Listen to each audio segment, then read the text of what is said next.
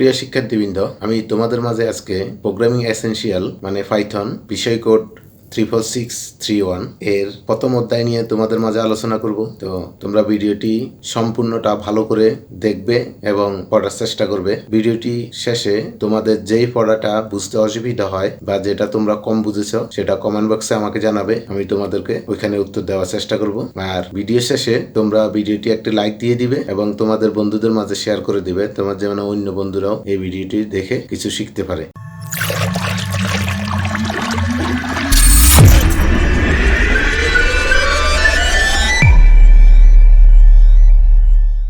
প্রিয় শিক্ষার্থীবৃন্দ, programming essential বিষয় কোড 34631 পাইথন আজকের ক্লাসে তোমাদেরকে স্বাগত জানাচ্ছি। এই বিষয়টি বাংলাদেশ কারিগরি শিক্ষা বোর্ড ডিপ্লোমা ইন ইঞ্জিনিয়ারিং শিক্ষা কার্যক্রমে computer, data telecommunication, computer science তৃতীয় পর্বে অন্তর্ভুক্ত রয়েছে electrical, electronics, mechanical, ICT, mechatronics, মাইক সার্ভে ও টেলিকমিউনিকেশনে চতুর্থ পর্ব রয়েছে, আর ইলেকট্রোমেডিক্যাল পঞ্চম পর্ব রয়েছে। তো তোমরা যে পর্বেই থাকো না কেন, এটি 2016 প্রবিধানে অন্তর্ভুক্ত হয়েছে।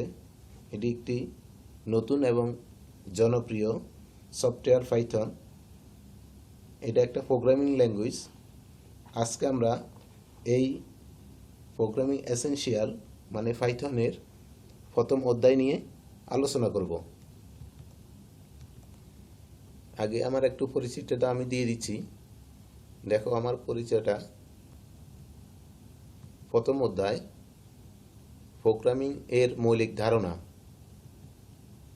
আজকে আমরা কি কি শিখব তা একটু দেখে নিই। আমরা শিখব কম্পিউটার প্রোগ্রামিং ল্যাঙ্গুয়েজ সম্পর্কে জানতে পারবো আমরা। তারপরে আমরা শিখব প্রোগ্রামিং ল্যাঙ্গুয়েজের প্রজন্ম সম্পর্কে। তারপরে আমরা শিখব অ্যালগরিদম ফ্লোচার্ট সম্পর্কে। তারপরে আমরা শিখব ফ্লোচার্টের বিভিন্ন প্রতীক সম্পর্কে। তারপরে প্রোগ্রাম পরিকল্পনা ধাপসমূহ কী কী সেটা সম্পর্কে আজকে আমরা শিখব। প্রথমেই কম্পিউটার প্রোগ্রাম হলো কম্পিউটারে প্রদানকৃত কতগুলো ধারাবাহিক নির্দেশনার সমষ্টি, যার মাধ্যমে কম্পিউটারের হার্ডওয়্যার এবং সফটওয়্যার ব্যবহার করে মানুষের বাস্তব জীবনের প্রায় সকল সমস্যার সমাধান করা যায়। তাকেই কম্পিউটার প্রোগ্রাম বলে। কম্পিউটার প্রোগ্রাম কি কি আছে দেখো। হার্ডওয়্যার যন্ত্রাংশগুলো আমরা সংজ্ঞাতে দেখেছি হার্ডওয়্যার এবং সফটওয়্যার। তো আমরা হার্ডওয়্যার কি কি যন্ত্রাংশ সেগুলো একটু দেখে নিচ্ছি। হার্ডওয়্যার যন্ত্রাংশের ভিতরে monitor, keyboard, mouse, processor, hard disk. তারপরে সফটওয়্যার কি কি যন্ত্রাংশ আছে দেখো। সফটওয়্যারগুলো calculation, word process, graphics design, operating system এবং বিভিন্ন ধরনের ড্রাইভার সফটওয়্যার এগুলো। এরপরে আসো কম্পিউটার প্রোগ্রামিং হলো কম্পিউটার ব্যবহার করে কোনো সমস্যা সহজে সমাধানের উদ্দেশ্যে সম্পাদনের অনুক্রমে প্রদত্ত ধারাবাহিক নির্দেশনাবলী সাজানোর কৌশলটা হলো প্রোগ্রামিং। আমরা যদি কোনো সমস্যার সমাধান করতে যাই কম্পিউটারের মাধ্যমে, তখন আমরা ওই অনুক্রমে মানে একটার পর একটা ধারাবাহিকভাবে একটার সাথে একটা সম্পর্ক রেখে যখন নির্দেশাবলী সাজাবো, সেই কৌশলটাই হলো আমার কম্পিউটার প্রোগ্রামিং। এরপরে আসো প্রোগ্রামিং ল্যাঙ্গুয়েজ। আমরা যে এই সমস্যাটা সমাধান করব সেটা যে ভাষায় রচনা করব বা লিখব সেটাই হচ্ছে মূলত প্রোগ্রামিং ল্যাঙ্গুয়েজ। আমরা যদি বইয়ের ভাষায় বা লেখার জন্য বলি তখন কিভাবে বলবো। কম্পিউটার ব্যবহার করে কোনো সমস্যার সমাধানের নিমিত্তে যে সকল ভাষা ব্যবহার করে প্রোগ্রাম সফটওয়্যারগুলো রচনা করা হয় সেসব ভাষাকে প্রোগ্রামিং ল্যাঙ্গুয়েজ বলে। এক কথায় যদি আমরা বলি, যে ভাষার মাধ্যমে কোনো সমস্যার সমাধানের জন্য আমরা প্রোগ্রাম রচনা করব সেটা হলো প্রোগ্রামিং ল্যাঙ্গুয়েজ।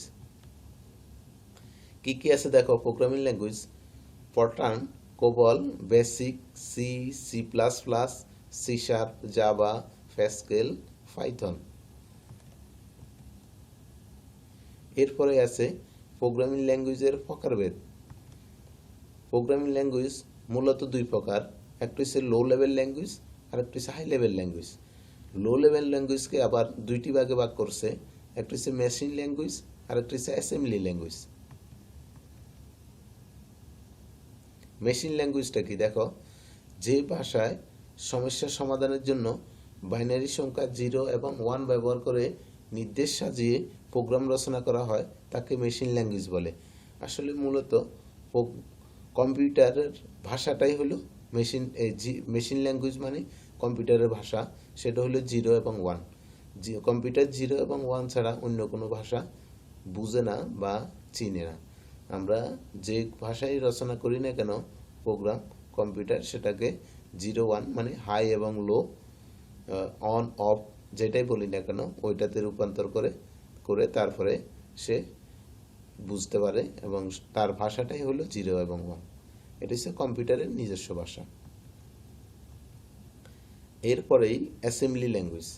অ্যাসেম্বলি ল্যাঙ্গুয়েজ কি, যে ভাষায় সমস্যার সমাধানের জন্য বিশেষ সংক্ষিপ্ত সংকেত বা নেমোনিক, যেমন উদাহরণ হিসেবে বলতে পারি আমরা অ্যাড, সাব, মাল, মানে division, load, move, MBI, jump, তারপরে আইএনসি, এগুলো ব্যবহার করে যখন আমরা প্রোগ্রাম রচনা করব সেটা হলো আমার অ্যাসেম্বলি ল্যাঙ্গুয়েজ। তারপর হচ্ছে high level language. High level language হলো প্রোগ্রাম রচনার জন্য সহজ বোধগম্য সার্বজনীন ভাষা, যেখানে স্বাভাবিক ইংরেজি অনেক শব্দ ব্যবহার করা হয়, তাকে হাই লেভেল ল্যাঙ্গুয়েজ বলে। মানে মূলত আমরা এখন বিভিন্ন ধরনের সফটওয়্যার বা প্রোগ্রাম যে ল্যাঙ্গুয়েজ দ্বারা রচনা করি সেটাকে আমরা বলতে পারি এখানে ইংরেজি অনেক ভাষা আছে, যার কারণে আমরা সহজেই এই প্রোগ্রামটি আমরা রচনা করতে পারি। এটাই মূলত হাই লেভেল ল্যাঙ্গুয়েজ। এরপরে আসো প্রোগ্রামিং ল্যাঙ্গুয়েজের প্রজন্ম। প্রোগ্রামিং ল্যাঙ্গুয়েজ ধাপে ধাপে, একদিনে তো আর প্রোগ্রামিং ল্যাঙ্গুয়েজ আসে নাই, প্রোগ্রামিং ল্যাঙ্গুয়েজ ধাপে ধাপে আজকের এই অবস্থায় আসছে। তো আমরা প্রথম থেকে শেষ পর্যন্ত কয়টা ভাগে প্রজন্মকে ভাগ করছে সেটা একটু দেখে আসি। প্রথম প্রজন্ম, দ্বিতীয় প্রজন্ম, তৃতীয় প্রজন্ম, চতুর্থ প্রজন্ম, পঞ্চম প্রজন্ম এবং বর্তমানে ষষ্ঠ প্রজন্মর ল্যাঙ্গুয়েজ আছে। এরপর হচ্ছে অনুবাদক প্রোগ্রাম। অনুবাদক হলো আমরা যে ভাষায় প্রোগ্রাম রচনা করি না কেন সেটা যখন মেশিন ভাষায় রূপান্তর হবে সেটা হচ্ছে অনুবাদক প্রোগ্রাম। সংজ্ঞাটা আমরা একটু দেখি। যে সকল প্রোগ্রাম ব্যবহার করে অ্যাসেম্বলি ও হাই লেভেল ল্যাঙ্গুয়েজে লিখিত সোর্স প্রোগ্রামকে মেশিন ল্যাঙ্গুয়েজে রূপান্তর করা হয় সেই সকল প্রোগ্রামকে অনুবাদক প্রোগ্রাম বলে। মানে আমাদের কম্পিউটারের নিজস্ব ভাষা 0 এবং 1, এছাড়া আমরা যেই ভাষা দিয়েই প্রোগ্রাম লেখি না কেন সেটাকে যখন মেশিন ভাষায় রূপান্তর করতে যাব বা করা হবে তখনই তার অনুবাদক বা ট্রান্সলেটর দরকার হয়, সেটাই মূলত অনুবাদক প্রোগ্রাম। এরপরে অনুবাদক প্রোগ্রাম হচ্ছে তিনটি, একটা হচ্ছে অ্যাসেম্বলার, কম্পাইলার এবং ইন্টারপ্রেটার। অ্যাসেম্বলার, কম্পাইলার এবং ইন্টারপ্রেটার মূলত তিনটা অনুবাদক প্রোগ্রাম। এখন আসো অ্যাসেম্বলার কাকে বলে। অ্যাসেম্বলার হলো অ্যাসেম্বলি ভাষায়, মানে আমরা যে আগে দেখে আসছি সেটা হচ্ছে অ্যাড, সাব, মাল, ডিভিশন, তারপরে মুভ, তারপরে এমবিআই, এই সকল নিমোনিক যে ভাষাগুলো ব্যবহার করি, এই ভাষায় লিখিত প্রোগ্রামকে মেশিন ভাষায় রূপান্তর করার জন্য যে অনুবাদক ব্যবহার করা হয় তাকে অ্যাসেম্বলার বলে। মানে অ্যাসেম্বলি ভাষায় লিখিত কোনো প্রোগ্রামকে যখন আমরা মেশিন ভাষায় রূপান্তর করব তখন আমরা অ্যাসেম্বলারের মাধ্যমে করব। এরপর হচ্ছে কম্পাইলার। কম্পাইলার হলো হাই লেভেল ল্যাঙ্গুয়েজে লিখিত পুরো প্রোগ্রামকে একসাথে মেশিন ল্যাঙ্গুয়েজে রূপান্তর করে। প্রোগ্রাম ভুল ত্রুটি থাকলে সংশোধন করে এবং প্রয়োজনীয় সহায়ক ফাইল যুক্ত করে, মানে সহায়ক ফাইল এখানে মানে exe ফাইলে রূপান্তরিত করে তাকে কম্পাইলার বলে।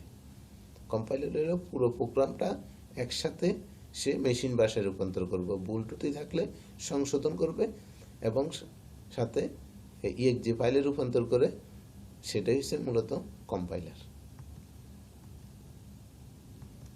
এরপর হচ্ছে ইন্টারপ্রেটার। ইন্টারপ্রেটারও কিন্তু কম্পাইলারের মতো হাই লেভেল ল্যাঙ্গুয়েজের ভাষাকেই সে মেশিন ভাষায় রূপান্তর করে। এখানে কিন্তু দেখো, হাই লেভেল ল্যাঙ্গুয়েজ লিখিত সোর্স কোডকে লাইন বাই লাইন বা এক লাইন করে মেশিন ভাষায় রূপান্তর করে, ভুল থাকলে তা সংশোধন করে পরবর্তী লাইনে কাজ করে এবং প্রয়োজনীয় সহায়ক ফাইল যুক্ত করে, মানে ইএক্সজি ফাইলে রূপান্তর করে, তাকে ইন্টারপ্রেটার বলে। ওইখানে আমরা কম্পাইলারে দেখছি পুরো প্রোগ্রামটা একসাথে মেশিন ভাষায় রূপান্তর করে, কিন্তু ইন্টারপ্রেটারে একটি লাইন মেশিন ভাষায় রূপান্তর করার পরে পরবর্তী লাইনে সে কাজ শুরু করে। এরপর হয়েছে কম্পিউটার প্রোগ্রামের ব্যবহার। আমরা কোথায় কোথায় কম্পিউটার ব্যবহার করে থাকি? কম্পিউটার আমরা ব্যবহার করি বিজ্ঞান সংক্রান্ত গাণিতিক কাজে, শিক্ষা সংক্রান্ত যাবতীয় কাজে, গবেষণা সংক্রান্ত কাজে, চিকিৎসা সংক্রান্ত যাবতীয় কাজে, শিল্প কারখানায়, কৃষি সংক্রান্ত এবং কৃষি গবেষণা কাজে। এছাড়াও আরও আছে, আরও বিভিন্ন জায়গায় কম্পিউটার প্রোগ্রামের ব্যবহার হয়ে থাকে। এরপরে আসো অ্যালগোরিদম। অ্যালগোরিদম কাকে বলে? কোনো সমস্যার সমাধানের যৌক্তিক ক্রমানুযায়ী ধাপসমূহের লিখিত রূপকে অ্যালগোরিদম বলে। আমরা যখন কোনো একটা সমস্যা সমাধান করতে যাব, তখন তার আগে প্রাথমিক অবস্থায় যখন ক্রমানুযায়ী একটার পর একটা ধাপে ধাপে যখন আমরা কোনো একটা জিনিস লিখে ওটা সমাধান করার চেষ্টা করব, সেটাই হচ্ছে মূলত অ্যালগোরিদম। অ্যালগোরিদম নির্বাচনের বা অ্যালগোরিদমের বৈশিষ্ট্য সেটা কি? এক নম্বর হয়েছে পর্যায়ক্রমিক সুনির্দিষ্ট কতগুলো ধাপ থাকতে হবে, নির্দিষ্ট এক বা একাধিক ইনপুট থাকতে হবে, পর্যায়ক্রমিক ধাপসমূহ সহজবোধ্য হতে হবে, প্রতিটি ধাপ পরস্পর সম্পর্কযুক্ত হতে হবে, প্রতিটি ধাপের কাজ যুক্তি নির্ভর হতে হবে এবং সুনির্দিষ্ট আউটপুট থাকতে হবে। এরপরে আসো ফ্লোচার্ট। ফ্লোচার্ট কাকে বলে? কোনো সমস্যার সমাধানের যৌক্তিক ক্রমানুযায়ী ধাপসমূহের চিত্রভিত্তিক রূপকে ফ্লোচার্ট বলে। ওইখানে অ্যালগোরিদমে ছিল লিখিত রূপ, আমরা একটার পর একটা কাজটা কিভাবে করব সেটা পর্যায়ক্রমে আমরা লিখব, লেখার পরে চিত্রের মাধ্যমে যখন উপস্থাপন করব সেটা হলো ফ্লোচার্ট। লেখাটা হলো অ্যালগোরিদম, চিত্রের মাধ্যমে উপস্থাপন করাটা হলো ফ্লোচার্ট। এখন দেখো ফ্লোচার্টের বৈশিষ্ট্য বা বিবেচ্য বিষয়সমূহ কী কী? এক নাম্বার, প্রোগ্রাম রিলেটেড হতে হবে, প্রোগ্রামের বাইরে কোনো চিত্র অ্যাড করা যাবে না। তারপরে প্রোগ্রাম নির্বাহের সময় অকার্যকর চিত্র অন্তর্ভুক্ত করার দরকার নাই, প্রোগ্রামের সাথে সামঞ্জস্য নয় অথবা এই চিত্রটি প্রোগ্রামের দরকার নেই এমন কোনো চিত্র অন্তর্ভুক্ত করার দরকার নেই। অ্যালগোরিদমের সাথে ফ্লোচার্টের মিল থাকতে হবে, আমরা যেই চিত্রটি আঁকবো সেটা যেন অ্যালগোরিদমের সাথে তার সমন্বয় থাকে। সহজ এবং সরাসরি হওয়া উচিত, কোনো জটিল চিত্র তৈরি করলে প্রোগ্রাম রচনায় অসুবিধা হবে, তাই যতটুকু সম্ভব সহজ এবং সরাসরি চিত্রগুলো দেওয়াই উচিত। অপ্রয়োজনীয় লুপ এড়িয়ে চলা উচিত, আমরা অতিরিক্ত লুপ, যে যত কম সংখ্যক লুপ ইউজ করে আমরা কাজ করতে পারি ততই ভালো। এরপর আসো ফ্লোচার্টের প্রতীক এবং তার নাম আমরা দেখে নিই। প্রথম হচ্ছে আরম্ভ এবং সমাপ্তি, তারপরে দেখি সেটা হচ্ছে ইনপুট এবং আউটপুট, তারপরে আছে আমাদের প্রসেস বা প্রক্রিয়াকরণ, তারপরে হলো আমাদের সিদ্ধান্ত গ্রহণ, তারপরে আমাদের নির্দেশনা চিহ্ন, কোন দিকে ফ্লো হবে সেই চিহ্ন, তারপরে হলো আমাদের সংযোগ চিহ্ন, তারপরে এটা হচ্ছে প্রক্রিয়াকরণ বা প্রিন্ট, তারপরে আমাদের এটা লুপ। এরপর আমরা কিছু অ্যালগোরিদম বা ফ্লোচার্ট দেখব। প্রথমেই দেখো আমি অনেকগুলো এখানে ফ্লোচার্ট এবং অ্যালগোরিদম আছে, তার মধ্যে কিছু গুরুত্বপূর্ণ অ্যালগোরিদম এবং ফ্লোচার্ট তোমাদের মাঝে তুলে ধরেছি। আয়তক্ষেত্রের ক্ষেত্রফল নির্ণয়ের অ্যালগোরিদম এবং ফ্লোচার্ট। প্রথমেই অ্যালগোরিদমটা কি, প্রোগ্রাম শুরু হবে, তারপরে আমাদের যেহেতু আয়তক্ষেত্রের দৈর্ঘ্য এবং প্রস্থ দুইটা মান আছে, তাহলে আমরা ভেরিয়েবল হিসাবে ইনপুট নেব। আমাদের এখানে দুইটা ইনপুট, কারণ দৈর্ঘ্য এবং প্রস্থের মান না জানলে আমরা ক্ষেত্রফল নির্ণয় করতে পারবো না। তাই এই দুইটা দৈর্ঘ্য এবং প্রস্থের মান গ্রহণ করব। তারপর আমরা এই যে সংজ্ঞাটা বা ক্ষেত্রফল, এই আয়তক্ষেত্রের ক্ষেত্রফল নির্ণয়ের যে সূত্রটা আছে সেটা প্রয়োগ করব। তারপর ফলাফল প্রদর্শন করব। তারপর প্রোগ্রাম শেষ করব। এটা হচ্ছে আমার অ্যালগরিদম। এবার দেখো, এটা অ্যালগরিদমের সাথে সামঞ্জস্য রেখে আমরা কিভাবে ফ্লোচার্ট আঁকতে পারি। দেখো, শুরুতে আছে স্টার্ট, তারপরে ইনপুট, লেন্থ এবং বেস। এটা আমরা এ বিও দিতে পারি, এক্স ওয়াই দিতে পারি, কোনো সমস্যা নাই। তারপরে এরিয়া ইকুয়াল টু লেন্থ, এটা হচ্ছে আমার সূত্র, আমার কিভাবে এরিয়া বাইর করতে সেটা। তারপরে প্রিন্ট এরিয়া, এন্ড, শেষ। দেখো, এখানে অ্যালগরিদমের সাথে ফ্লোচার্টের প্রত্যেকটার সমন্বয় আছে। তারপর আরেকটি আমরা দেখি, যেমন বৃত্তের ক্ষেত্রফল নির্ণয়। বৃত্তের সূত্রটা হলো কি, বৃত্তের ফাই আর স্কোয়ার। তো ফাই এর মান আমাদের নিতে হবে এবং আর এর মান নিতে হবে। তাহলে এখানে হচ্ছে আমাদের ইনপুট একটি, আউটপুট একটি। তাহলে ইনপুটটা কি, প্রথমে আমরা প্রোগ্রাম শুরু করব। তারপর ভেরিয়েবলের মান গ্রহণ, মানে রেডিয়াস আর এর মান গ্রহণ। তারপর কনস্ট্যান্ট ফাই এর মান নেওয়া। তারপর ক্ষেত্রফলটা নির্ণয় করা, ফলাফল মান প্রদর্শন করা, প্রোগ্রামটা শেষ করা। দেখো, ফ্লোচার্টটা কি, স্টার্ট করব, করার পরে ইনপুট রেডিয়াস, আমার যেহেতু একটু ফাই আর স্কোয়ার, আর এর মানটা নিতে হবে।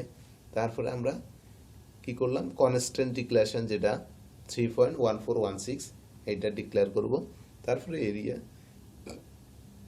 ইকুয়াল টু কি, ফাই আর স্কোয়ার, মানে ফাই 3.1416 ইন্টু আর রেডিয়াস, আবার আর রেডিয়াস। তারপরে এটা ডিসপ্লে করব, আউটপুট প্রদর্শন করব, প্রিন্ট করব, তারপরে প্রোগ্রামটা শেষ করব। আরেকটা প্রোগ্রাম আমরা, আরেকটা অ্যালগরিদম এবং ফ্লোচার্ট দেখি, সেটা হচ্ছে তিনটি সংখ্যার মধ্যে বৃহত্তম সংখ্যা নির্ণয়ের অ্যালগরিদম এবং ফ্লোচার্ট। দেখো, প্রোগ্রাম আমরা শুরু করব। তারপরে তিনটি ভেরিয়েবল, যেহেতু তিনটা সংখ্যার, তাহলে তিনটা ভেরিয়েবলের মান গ্রহণ করতে হবে। এখন যদি প্রথমটি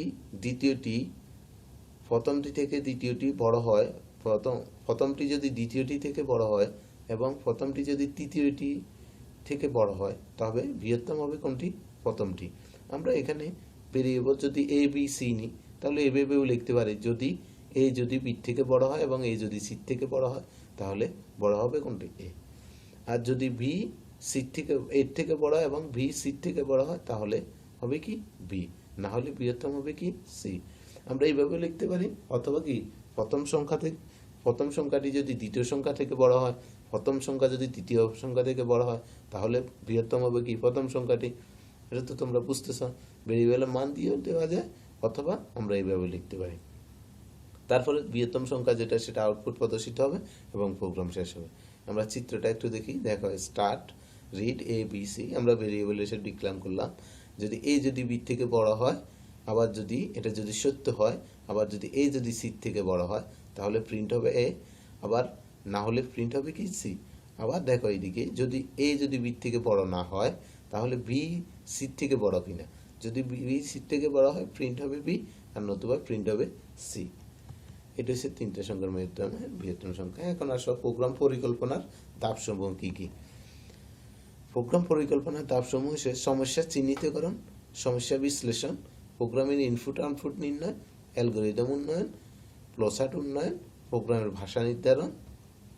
দেখো, প্রথমে কি আছে, সমস্যা চিহ্নিতকরণ। আমরা যদি কোনো একটা প্রোগ্রাম, যখন আমরা প্রোগ্রাম রচনা করব, তা প্রথমে আমি সমস্যা পড়লে সেটা সমাধান করার চেষ্টা করব। এই জন্য প্রথমে আমাকে কি করতে হবে, সমস্যাটা চিহ্নিত করতে হবে।